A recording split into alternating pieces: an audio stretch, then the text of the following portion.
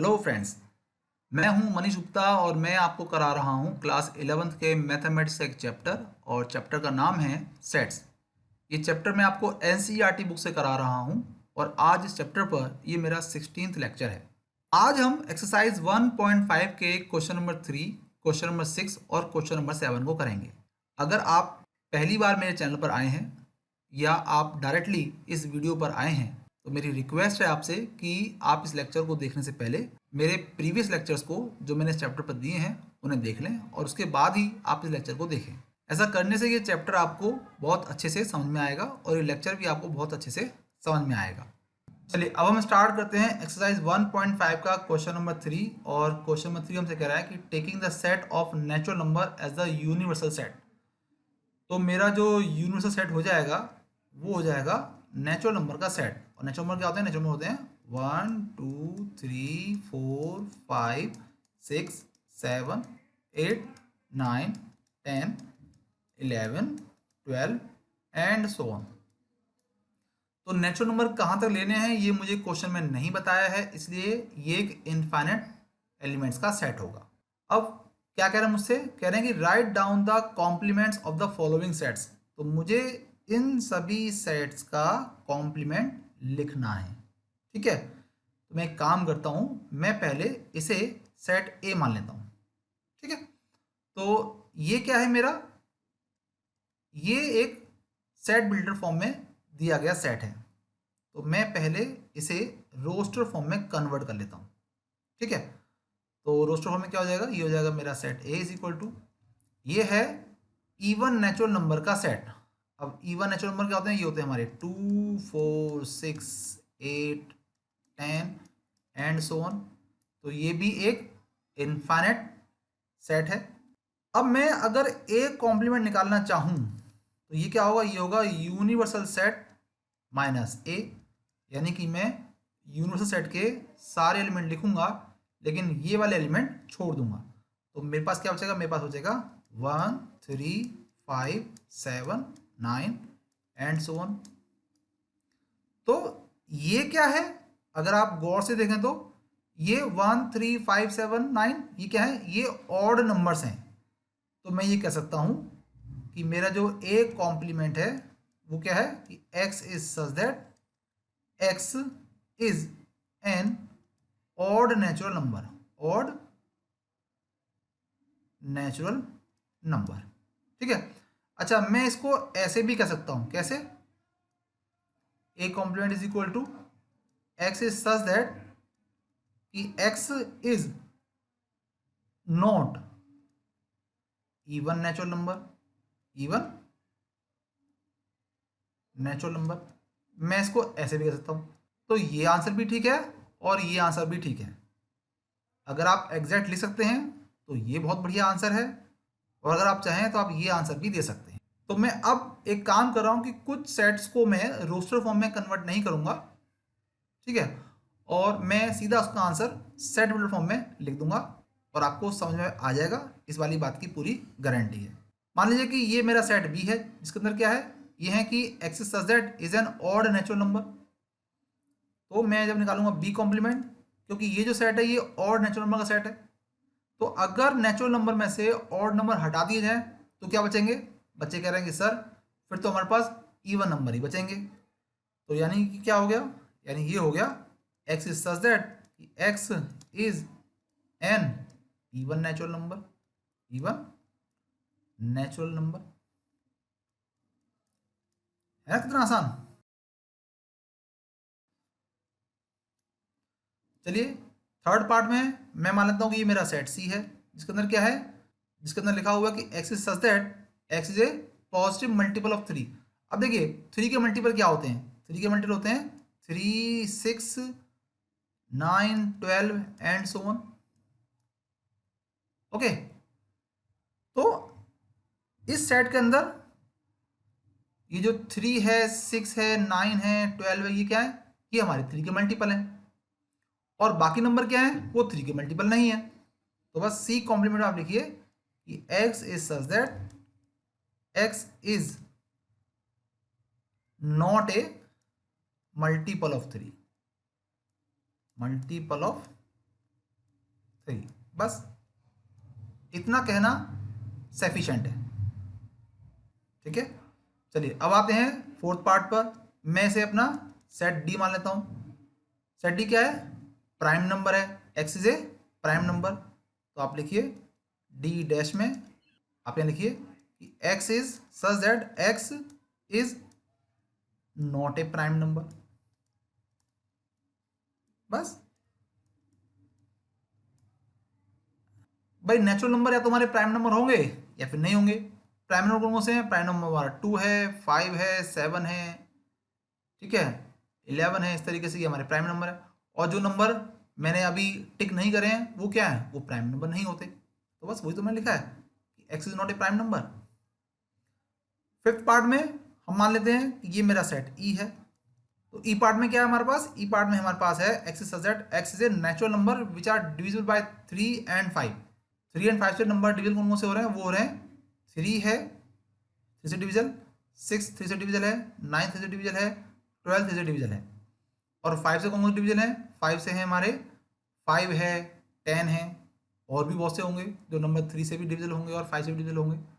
तो बाकी नंबर कौन से हैं? बाकी नंबर वो बच गए जो ना तो 3 से डिविजल हैं और ना ही 5 से डिविजल हैं। तो बस आप ई कॉम्प्लीमेंट में लिखिए x is such that x is a natural number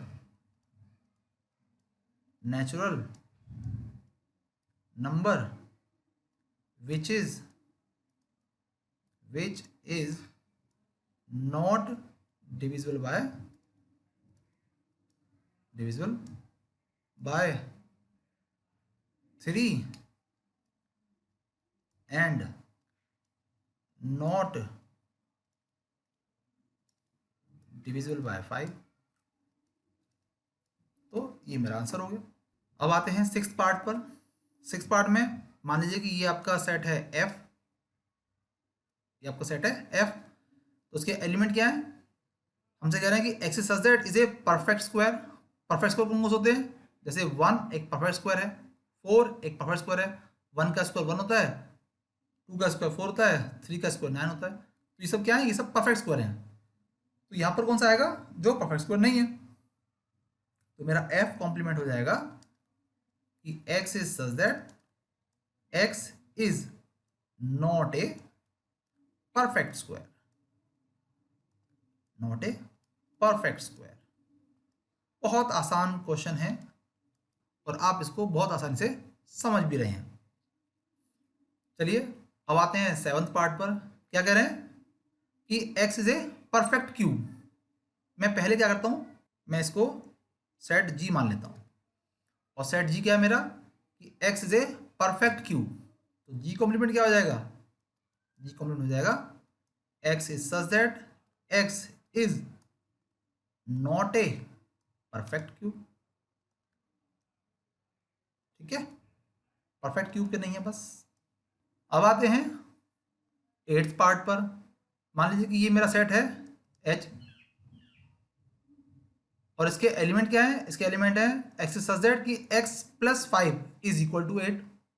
तो इससे क्या होगा? इससे होगा कि जो मेरी x की वैल्यू है वो कितनी हो जाएगी? वो हो जाएगी 3, यानी x इज इक्वल टू 3। तो आप क्या लिखिए? आप यहाँ पर लिख दीजिए h कॉम्प्लीमेंट में x is such that not equal to 3। यहां पर देखिए मैं इसको मान लेता हूं कि मेरा सेट है I। ठीक है, क्या कह रहे हैं I में कि x इज सच दैट कि 2x plus 5 is equal to 9 है। तो जरा मैं इसको पहले सॉल्व कर दूं आपके लिए। तो ये हो जाएगा मेरे लिए x is such that 2x is equal to 5 को भेजेंगे उधर तो ये जाएगा 4, यानी कि ये हो जाएगा x is such that x is equal to 2, यानी x की वैल्यू 2 है। तो आप i कॉम्प्लीमेंट क्या लिखेंगे? आप लिखेंगे i complement x is such that x is not equal to 2। चलिए अब आते हैं 10th पार्ट पर। ठीक है, इसको मान लीजिए कि ये आपका सेट J है। क्या करना इसमें कि x is such that x is greater than equal to 7, यानी जो वैल्यूज हैं वो 7 और उससे बड़ी वैल्यू हैं। जे कॉम्प्लीमेंट हो जाएगा कि x is such that x is less then 7 की वैल्यूज 7 से छोटी हैं। अच्छा, हम एक काम और कर सकते हैं कि हम यहाँ पे लिख सकते हैं कि जो x है हमारा वो बिलोंग्स करता है नेचुरल नंबर से। ठीक है, यहाँ पर कि जो x है वो बिलोंग करता है नेचुरल नंबर से। ठीक है, और जो x है वो बिलोंग करता है नेचुरल नंबर से। तो अगर आप ये नहीं भी लिखेंगे तब भी सही है, लेकिन लिखेंगे तो बहुत अच्छी बात रहेगी। चलिए अब मैं काम करता हूँ, मैं इस 11 पार्ट को मान लेता हूँ कि मेरा सेट है K। ठीक है, जिसके एलिमेंट क्या है, x is such that x is a natural number. Okay, और 2x plus 1 is greater then 10 है। अगर मैं इसे सॉल्व करूँ तो मुझे क्या मिलेगा, यह है 2x plus 1 is greater then 10, यानी कि 2x इज ग्रेटर देन 1 को करेंगे ट्रांसपोज तो 1 वहाँ जाके हो जाएगा माइनस का, यानी कि 9। यानी क्या हो गया, ये हो गया x इज ग्रेटर देन 9/2। ठीक है, तो x इज ग्रेटर देन 9/2 है। तो k कॉम्प्लीमेंट क्या हो जाएगा हमारा, k कॉम्प्लीमेंट हो जाएगा कि x is such that x belongs to a natural number and x is less than और इक्वल टू 9/2। तो ये मेरा आंसर हो गया। चलिए अब हम करेंगे एक्सरसाइज 1.5 का क्वेश्चन नंबर 6। और क्वेश्चन नंबर 6 में हमें दिया हुआ है कि let u be the set of all triangles in a plane. इफ a is the set of all triangles with at least one angle different from 60 degree, then what is a complement? ये question बच्चों को बहुत ज़्यादा complicated लगता है। मैंने देखा है कि बहुत से बच्चे इसे आसानी से समझ नहीं पाते हैं, लेकिन आज मैं आपको ऐसा तरीका बताऊंगा जिससे आपके लिए समझना आसान हो जाएगा। अच्छा, क्योंकि ये एक ट्रायंगल है इसलिए ये वाली बात तो आप मानेंगे कि एक ट्रायंगल के अंदर 3 एंगल होते हैं और उन सबका सम 180 डिग्री होता है। तो एंगल मान लीजिए 1 प्लस एंगल 2 प्लस एंगल 3, ये क्या होगा, ये होगा 180 डिग्री। तो मैं आपके सामने कुछ ऐसी सिचुएशन लिख रहा हूँ जिसके अंदर हम 60 डिग्री के साथ एंगलों का सम 180 डिग्री बनाएंगे। देखिए एक सिचुएशन हो सकती है, situation number 1, situation number 1,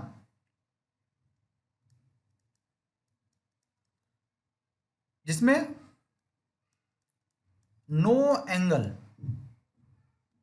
of 60 degree होगा, इसका मतलब कोई एंगल 60 डिग्री का नहीं होगा।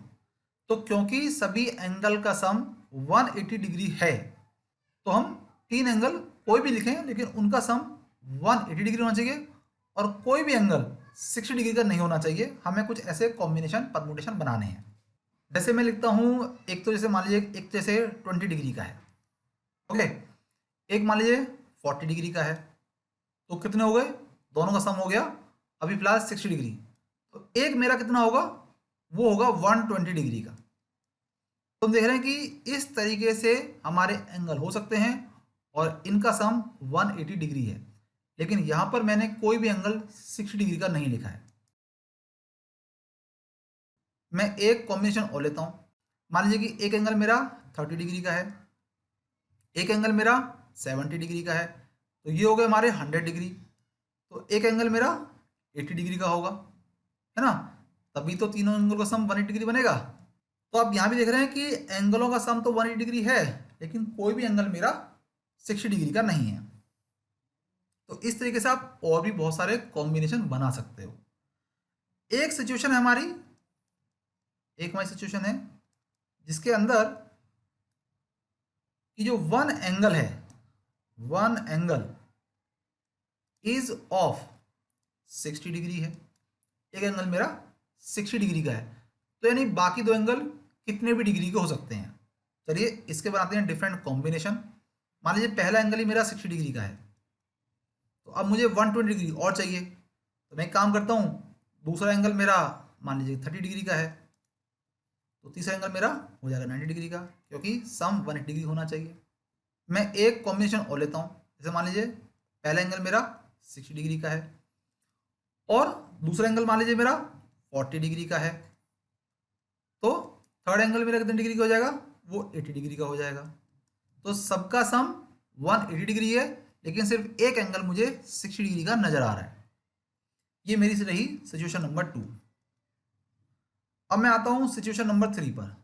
सिचुएशन नंबर 3, सिचुएशन 3 में मैं लिख रहा हूं कि two angles are of 60 degree. ये दो एंगल मेरे 60 डिग्री के हैं। अब देखते हैं इसके डिफरेंट कॉम्बिनेशन क्या बनेंगे। पहला एंगल मेरा 60 डिग्री का मान लीजिए, मेरा दूसरा एंगल भी 60 डिग्री का। तो क्योंकि तीनों एंगल का सम 180 डिग्री होता है, तो मेरा तीसरा एंगल भी 60 डिग्री का ही होगा। यानी अगर दो एंगल 60 डिग्री के हैं तो तीसरा एंगल बाय डिफॉल्ट 60 डिग्री का ही होगा। ओके, अब मेरा जो यूनिवर्सल सेट है वो उन्होंने मुझे क्या बताया, इन्होंने मुझसे कहा कि जो यूनिवर्सल सेट है वो है set of all triangles in a plane. तो हम देख रहे हैं कि हमारे पास तीन सिचुएशन हो सकती हैं, है ना। तो मैं यहाँ पर सिचुएशन 1 लिख देता हूँ इसके एलिमेंट के तौर पर, ठीक है। सिचुएशन नंबर 2 लिख देता हूँ, सिचुएशन नंबर 2 लिख देता हूँ, ये मेरा एलिमेंट है। सिचुएशन नंबर 3, ये मेरे एलिमेंट्स हैं यूनिवर्सल सेट के। इन्होंने कहा मुझसे कि जो सेट ए है उसके अंदर कम से कम एक एंगल 60 डिग्री से डिफरेंट है, यानी कम से कम एक एंगल 60 डिग्री का नहीं है। तो ये दो सिचुएशन है मेरे पास जिसमें कम से कम एक एंगल 60 डिग्री से डिफरेंट है।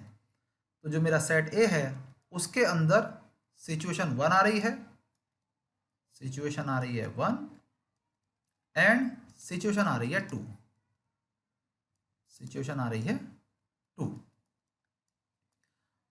मुझसे कह रहे हैं कि व्हाट इज ए कॉम्प्लीमेंट। तो ए कॉम्प्लीमेंट क्या होता है, ए कॉम्प्लीमेंट होता है कि यूनिवर्सल सेट में से हमें माइनस करना है सेट ए को।